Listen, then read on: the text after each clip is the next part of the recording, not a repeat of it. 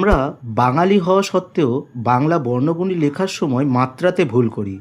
আজকে আমরা মাত্রা অনুযায়ী বর্ণবিন্যাস, স্বরবর্ণ ও ব্যঞ্জনবর্ণ শিখব। এসো, বর্ণগুলির মাত্রা ভালো করে দেখো যে কিভাবে আমরা বর্ণগুলি লিখছি।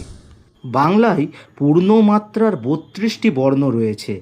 সেই ৩২টি বর্ণ আমরা এখন স্ক্রিনে দেখব। আমি এই মুহূর্তে দেখো অনেকগুলি স্বরবর্ণ এবং বেশ কিছু ব্যঞ্জনধর্মী বর্ণগুলো আমি লিখছি।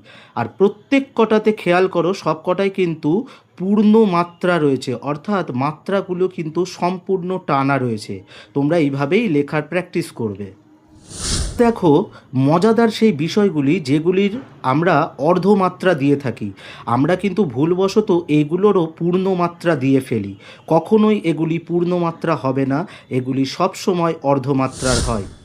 খেয়াল করে দেখো, রি, এ, ওই, ও, ঔ, ঙ, ইয়, খণ্ডেক্ত, অনুস্বার, বিসর্গ কিংবা চন্দ্রবিন্দু চাঁদ, এগুলোর কোনোটাতেই কিন্তু কোনো মাত্রা নেই।